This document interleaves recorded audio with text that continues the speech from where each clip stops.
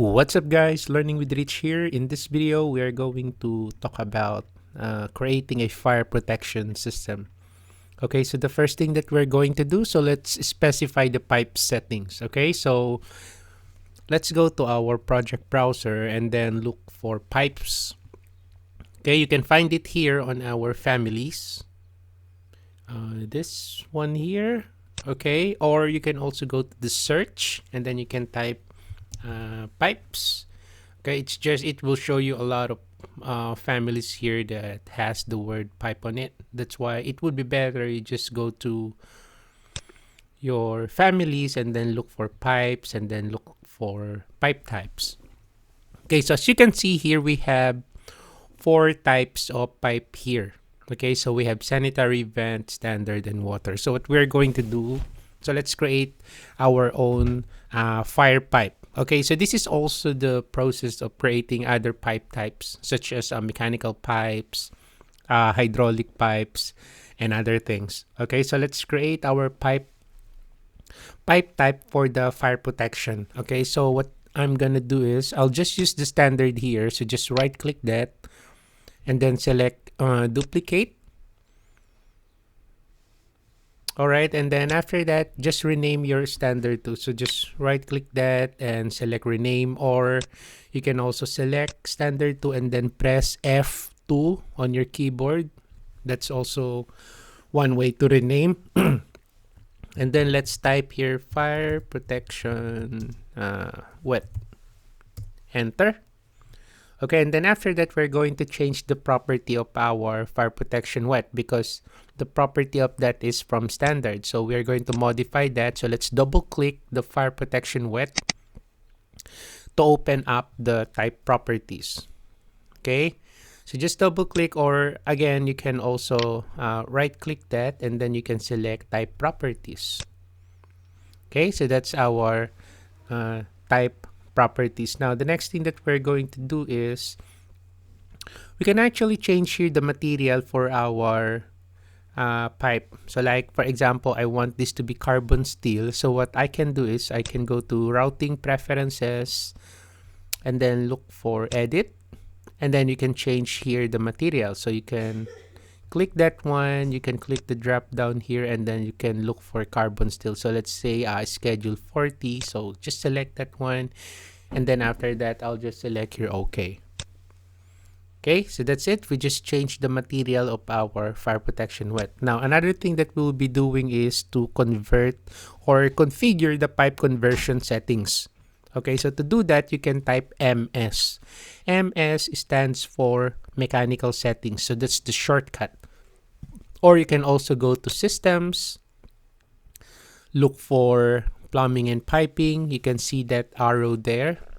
Okay, so that dialog launcher. So you just click that arrow and then it will open up your mechanical settings. Okay, so now here on the mechanical settings, so let's look for pipe settings conversion. Okay, so you look at the system here. So let's change that one to fire protection wet. Okay, so let's select that. And then after that, we're going to change the offset.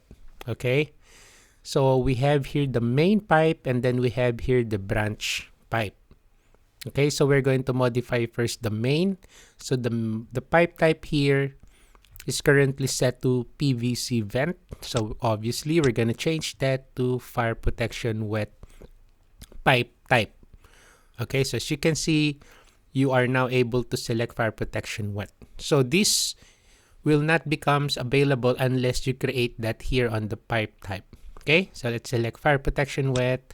And then for the middle elevation or the offset, so this offset or middle elevation places the pipe main at default is 9 feet above the reference level for the views. Okay, so currently our level here is level 2. So level 2 is the reference level for the views where you will be designing. So the main pipe will be offset from level 2 9 feet above. Okay, so you can specify the conversion settings for the pipe branches as well. So that's why you have pipe here. Okay, so Let's change again the pipe type. So let's change that to fire protection wet. Okay, and then for the elevation, just 9 feet. That will do. And then I'll just select here. Okay. So that's it. Okay. So basically, that's just some of the settings that we can do to modify or specify the pipe settings. So basically, in this exercise, we created a new pipe type, which is fire protection wet. So for your exercise, you can create another fire pipe, which is fire protection, let's say dry. Okay. Right. So the next thing that we are going to do is let us determine the zone requirements. So we are going to create a sprinkler zone project parameter. So that is what we're going to do. So we're going to create a project parameter. So let's go to that exercise. Okay, and then after we create the project parameter, we're going to assign spaces in the top portion of the plan to one zone and spaces in the bottom portion to another zone. Okay, so anyway, for this exercise, we are going to determine zone requirements. So we're going to create a project parameter. Okay, so let's do this. So let's go to the manage here, and then you can see the settings. And then you can find here your project parameters. Okay, so let's click that one. And then you will see here all the project parameters that is currently available in this project that we have. Okay, so as you can see, there's already the sprinkler zone, which is actually what we are going to do. So what I'm going to do now is I'm just going to delete this and then show you how we are able to create this one. So I'm going to select that. And then I'm going to delete. Okay, so just select yes. So just imagine we don't have that. Okay, so I'm going to show you how to do that. So to create the sprinkler zone parameter, so you just need to select here new parameter. So let's click this one. And then after that, of course, for the name here, okay, so parameter type is project parameter name. So we are going to call that sprinkler zone. Okay, and then after that, for the discipline, I'll just use common discipline and then data type. So let's change this to text. So I want to type a text on this parameter. All right, and then for the group parameter under, so I'm going to group that under fire protection, this one. Okay, so what will happen, this project parameter will be placed under the fire protection group. Okay, and then for this one, so there's a two type here. So you have the type parameter, instance parameter. So I want this parameter to be instance parameter. And then for the categories, I want this parameter to be placed on space parameter, spaces categories. So basically, when we select an instance of space or we select a space, so we are going to see sprinkler zone under the group parameter under fire protection. Okay, so I'll just select this one. And there's our parameters. I'll just select this one. So this is also the procedure of creating any project parameter that you want in your project to be added. Okay, so I'll just select here OK. So that's it. Okay, so now what I'm going to do is I'm going to zoom into this area here. So you see there's a space here. So that's a space instruction 221. So I'm going to select this. And then after that, look at the properties. So this is already an instance of space. So let's go to properties.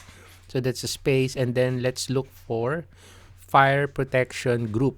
And there you go. So there's our sprinkler zone. Okay. So let's say for this one, I'm going to put that on zone 1. Okay. So I can type because I selected text parameter. Okay, so I'll just select here apply. So that's the sprinkler zone of that particular area. Okay, so what I'm going to do is I'm going to instead of selecting it one by one and then assigning to zone 1, so what I want is I'm going to use a window selection like this. Okay. All right. And then let's just make sure that we selected all the spaces. So let's filter. Okay. So we are now sure that all the elements that we have selected are only spaces. So that's fine. So I'll just select here OK. And then after that, let's move the slider down.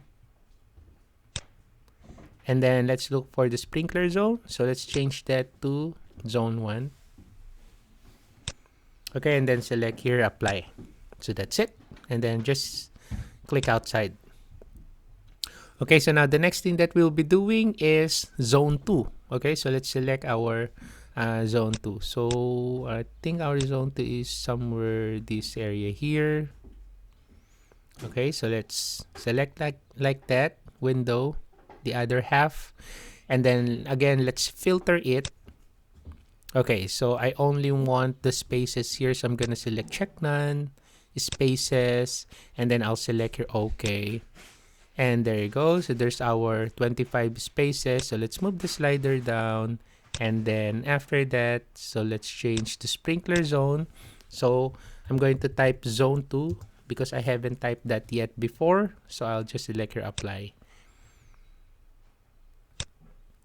And then just click outside. So there you go. So if I click one of the zones, so you can see here the sprinkler zone. Okay. The zone requirement. All right. Okay, so basically that's how we change the pipe settings of our fire protection. So actually that's the standard way of changing the pipe settings of any pipe elements or discipline in Revit. And also we have learned how to modify or create and modify a project parameter for determining our zone requirements. Okay, so if you want to use this exact exercise file that I'm using, you can always check the video description, and then you'll be able to see there the link wherein you can avail the exercise file that I'm using. Otherwise, you can also use your own project. Okay, so thank you for watching, guys. Have a nice day.